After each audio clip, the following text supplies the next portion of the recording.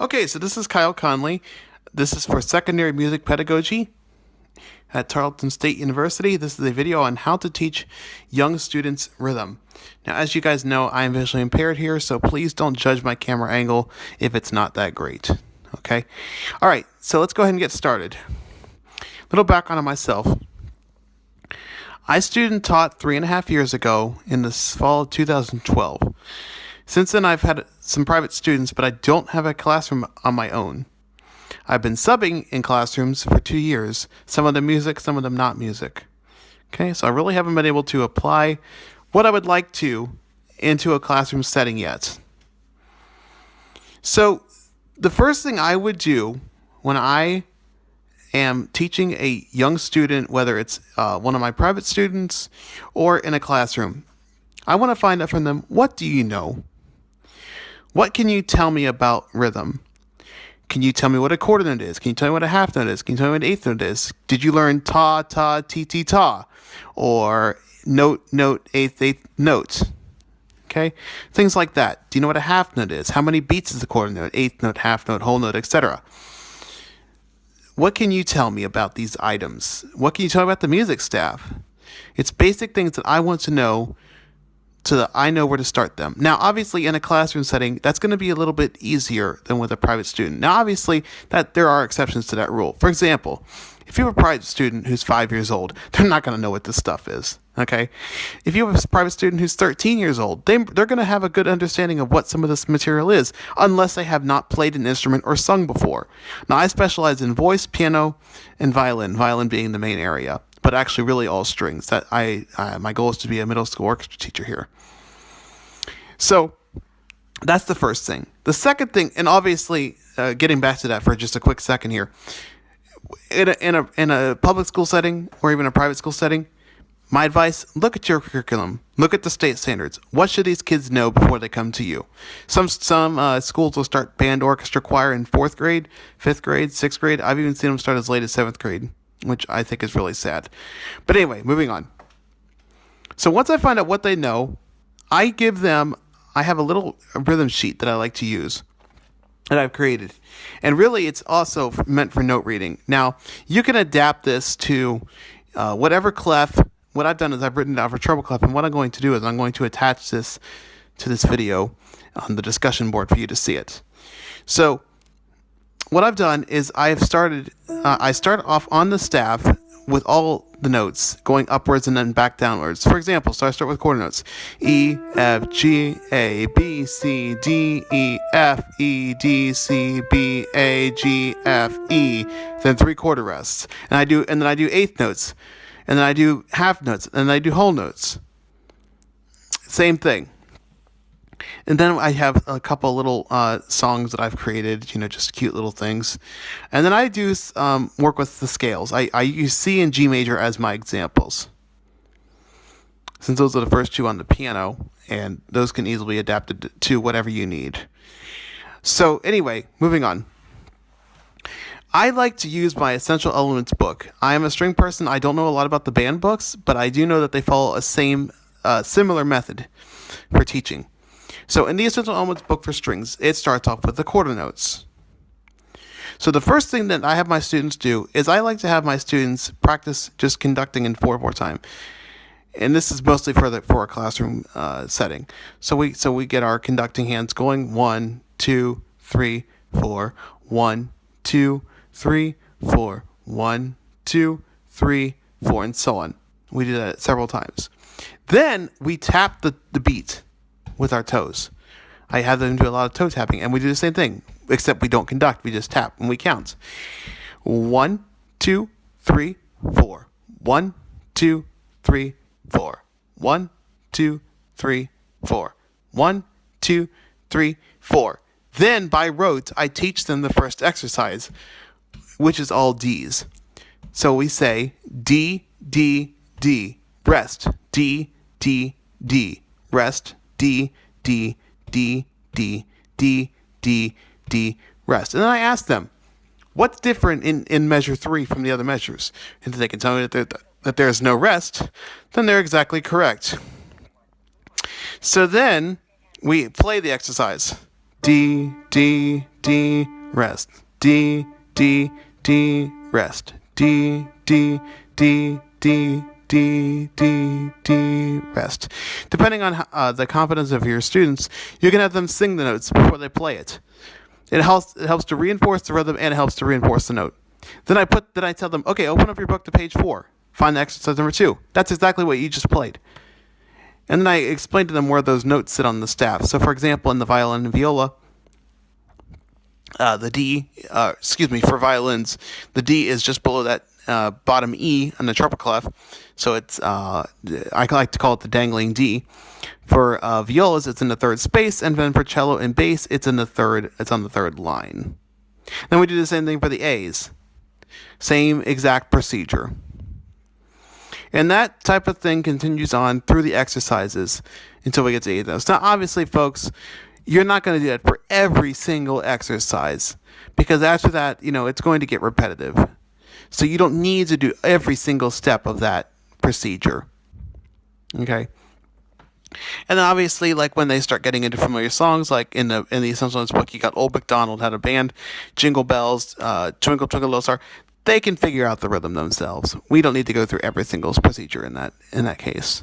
And besides, there's more important things to teach them, like where their fingers go on the strings. So while rhythm's very important, they also should know where their fingers go. Okay, so then we get into the 8th notes aspect of it, guys. And what we do there, we do the exact same thing, except we add another layer. We start off with counting quarter notes. 1, 2, 3, 4. 1, 2, 3, 4. 1, 2, 3, 4. 1, 2, 3, 4. 1 and 2 and 3 and 4 and 1 and 2 and 3 and 4 and so what that gets them doing is it gets them feeling the 8th note pulse. They keep that quarter note tapping with their toes, and then they can feel the pulse. Okay? So then we look at the next exercise in their book, which if you're not familiar with the Essential Elements book, it goes the first 2 beats are 8th notes and then quarter notes. So it's 1 and 2 and 3, 4. 1 and 2 and 3, 4. And it's on the D major scale going down. And by this point, they're already using their bow. So the first thing we do is we do what I just demonstrated before. We count the rhythm, 1 and 2 and 3, 4. Then we say the notes, D, D, D, D, C sharp, B, B, B, B, A, so on. And then we pluck the rhythm, and then we finally bow the rhythm. So it gets them using the 8th notes and learning those notes, reinforcing the notes that they already know, because at this point they already know the D major scale. And if they're struggling with the 8th notes, then what I'll do is I'll just have them bow on an open D string. D, D, D, D, D, D, D, D, D. Get that rhythm in their mind to help reinforce the concept. Okay? And obviously, when you're teaching these aspects here, you need to show them, what these notes look like. So, for example, I'll ask my students, "What does a quarter note look like?" And they'll say, "Well, Mr. Conley, it looks like you got the circle that's filled in, and then you got the stem." And I'll explain to them, "Yeah, that's exactly right." And then the same thing for the 8th note. And obviously, in 8th notes, they're beamed. So there you go. Beamed or have stems or flags. Excuse me. So then moving on, we get into half notes and we do the exact same procedure. We start off with tapping the quarter notes, we add the 8th notes, and then we switch then we go to the half notes, which sometimes I found that students have a hard time, especially on a string instrument, understanding that a half note is longer than a quarter note. They don't get the fact that it's 2 beats. They want to chop the half note into like an 8th note, because think quarter, half. Oh, it's half of that quarter note. No. So that's something that we have to talk about quite a bit, and I'm sure some of you have had that same issue. Then later in the book, it goes into whole notes. Finally, I used Essential Elements all the way through that first book, even with my private students. That's how we start learning. And then with my private students, I go get a Suzuki book, and we use the second book in the series. Okay? Then I use the second Essential Elements book as a supplementary guide. So, for example, if we're working on a piece that has 16th notes, I'll say, okay, I want you to find exercise 66 in the Essential Elements book. This is something similar to what you're going to see in your piece here in Suzuki. For example, in the first 16th note exercise, it has the first thing, it has them clapping rhythm. 1E and a 2 and 3E and a 4 and 1E and a 2 and 3 rest. And also back in Essential Elements Book 1, it has them clapping the rhythms before they even get to play them. So that's a great thing that it helps to reinforce the rhythm concept. So first thing, we do the same thing. 1, 2, 3, 4. Then we do the eighth notes 1 and 2 and 3 and 4. And then we count 16ths. 1E and a 2E and a 3E and a 4E and a.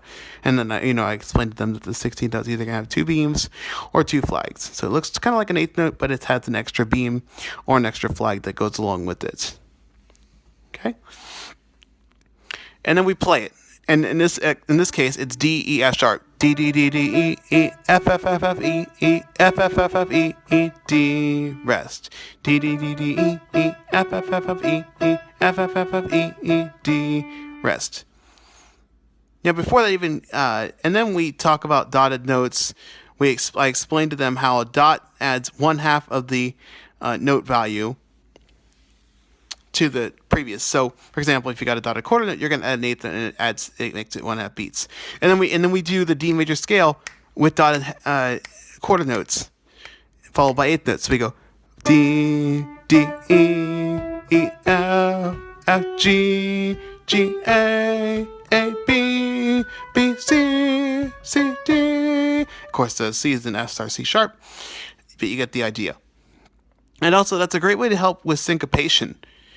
Sometimes we'll go dum da bum bum bum bum bum bum bum bum bum bum. So eighth quarter, eighth quarter, eighth quarter. That helps get the syncopation. I love to use scales to help with rhythm. I love using scales. It's a great way to not only reinforce the rhythm but reinforce the scales that they've been working on since they started playing. Okay. And that goes for everything, and even triplets. With triplets, it really gets fun. We do 3 notes. We do 1 beat per pitch. So we go 1 and a 2 and a 3 and a 4 and a 1 and a 2 and a 3 and a 4 and a 1, 2 and a 3 and a 4 and a 1 and a 2 and a 3 and a 4 and a. So we do that same thing with the scales.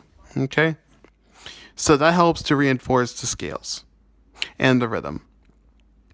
So that is the basic overview of how I like to teach rhythm. I'm looking forward to seeing what you come up with, and please don't hesitate to ask me any questions if you have anything. So until next time, see you later.